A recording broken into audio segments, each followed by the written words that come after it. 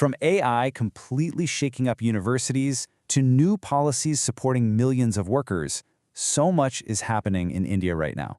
It's a country in the middle of a huge transformation. In this explainer, we're going to connect the dots. We'll look at a few key moments from early 2026 to figure out what it all tells us about where the nation is headed. So we're going to break it down into three main areas. We've got these huge leaps in technology, some really foundational shifts in the economy, and of course some big moves on the global stage. Putting it all together, it should give us a pretty clear answer to that big question. Just how is India changing right now?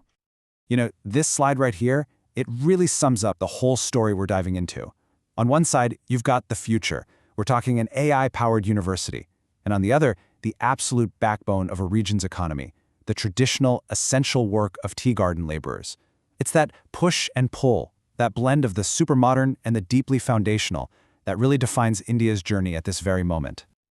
All right, let's kick things off with our first big theme, technology. Now, AI is a big deal everywhere, right?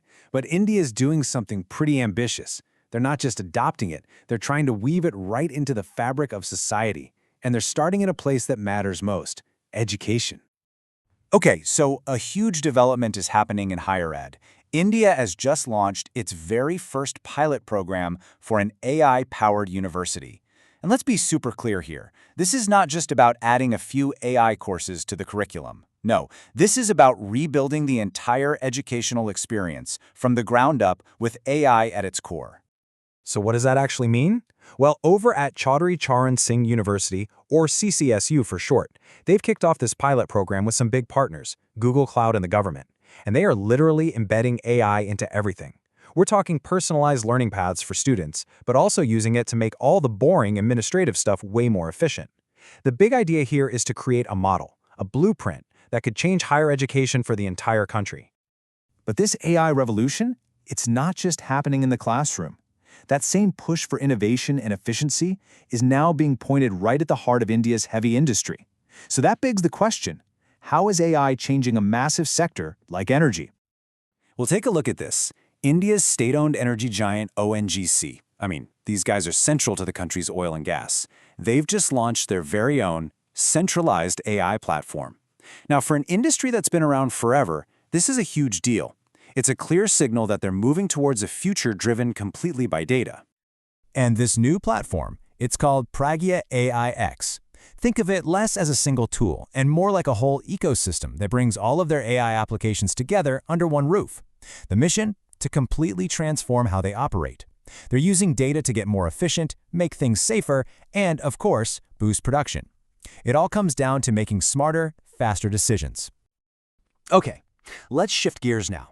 We're moving from the high-tech world of AI to what's happening at the grassroots level. Let's talk about the core economy and some of the key welfare programs that are really strengthening the country's foundation. 5,000 rupees. Just look at that number. What's the story behind it? Well, that's the amount of a one-time payment that just went out to over 600,000 tea garden workers in Assam. It's part of a welfare scheme designed to provide a real safety net for a community that is, quite literally, the backbone of that region's economy and its entire identity. Okay, now let's zoom out and look at the bigger picture, the health of the whole financial system. This chart shows something really positive. See that line going down? That's non-performing assets, or NPAs. Basically, they're the bad loans that banks are stuck with. And right now, they're at a historic low. What that tells us is that India's banking system is probably stronger than it's been in decades, and a strong banking system means a more stable economy for everyone. And here's another number that backs that up, 17.2%. Now that's the capital to risk-weighted assets ratio. I know it sounds complicated, but here's the simple version. A high number like this just means banks have a big financial cushion. They're strong, they're stable, and they can handle shocks, and that's a really great sign for the economy. All right, for our next section, we're turning our attention to India's growing role on the world stage. We'll look at everything from national awards to some key diplomatic meetings, and of course, the strength of its defense forces. First up, some national recognition. The state of Uttarakhand just won a pretty cool award, Best State for Promotion of Aviation at the Wings India 2026 event. This isn't just a trophy, it's a big nod to the work they've done building up infrastructure and policies that have seriously improved air travel, especially to those hard-to-reach mountainous parts of the state. Now, over in the world of diplomacy, New Delhi just hosted the India-Arab Foreign Ministers meeting. What's the big deal? Well, this is only the second time this meeting has ever happened, and it's the first one in a full decade. Getting all those top diplomats in one room really signals that both sides are serious about strengthening their political and strategic relationship.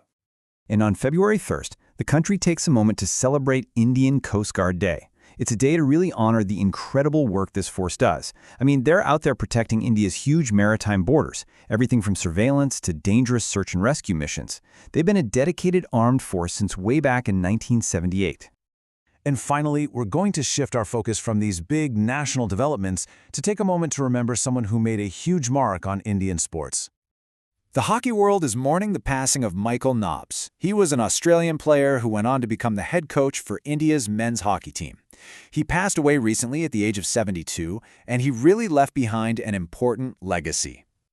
When people look back on his time as coach, which started back in 2011, there's one achievement that really stands out. He was the one who guided the Indian team to qualify for the 2012 London Olympics. For a country with such a deep, passionate history in hockey, that was a huge moment of pride and a real credit to his leadership. So, let's pull all these different threads together. What's the big picture here? Well, it looks like three clear themes are popping up.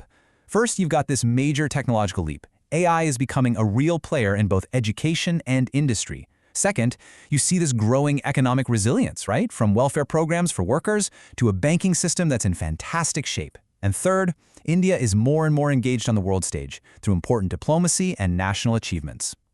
You know, each of these stories, whether it's an AI university or a major diplomatic meeting, they're more than just news headlines. They're like little data points that, when you put them together, paint a picture of a nation that's changing really, really fast. And that leaves us with one final thought. With all this innovation, this economic strengthening, and this global outreach all happening at once, what kind of future is India actually building for itself? What does the road ahead look like? Thanks for joining us.